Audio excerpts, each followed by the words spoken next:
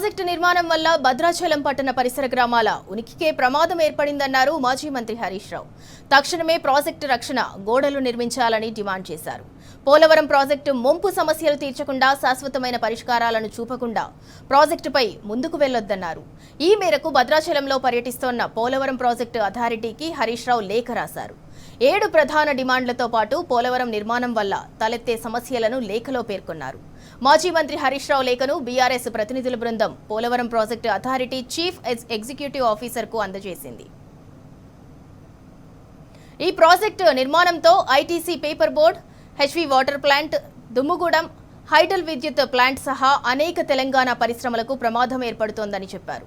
నష్ట నివారణ చర్యలను పోలవరం ప్రాజెక్టు అథారిటీ సమగ్రంగా అధ్యయనం చేయాలని హరీష్ రావు కోరారు.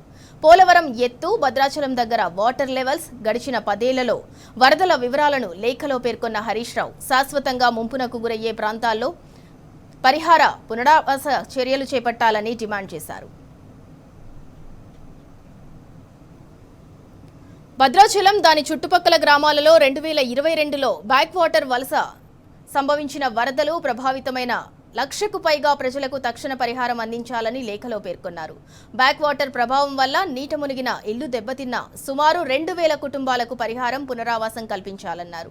శుద్ధి చేసిన వర్షపు నీటిని గోదావరి నదిలోకి పంపేందుకు పంపింగ్ స్టేషన్లు, ట్రీట్మెంట్ ప్లాంట్లను తక్షణమే నిర్మించాలి. భద్రాచలం టౌన్ రక్షణ కోసం 5 కిలోమీటర్ల పొడవున వరద కట్టలను తక్షణమే నిర్మించాలి. ఇక ప్రస్తుతం ఉన్న వరద రక్షణ కట్టల ఎత్తు పెంచి బలోపేతం చేయాలని చెప్పారు. బూర్గంపాడు గ్రామంలో శాశ్వత నీటి ముంపు వల్ల భూములు కోల్పోయిన గ్రామస్తులకు పరిహారం అందించాలి. బూర్గంపాడు, సారపాక ప్రభావితమైన అన్ని ఇతర గ్రామాలకు వరద కట్టల నిర్మాణం, సమగ్ర రక్షణ చర్యలు చేపట్టాలని అథారిటీకి రాసిన లేఖలో పేర్కొన్నారు.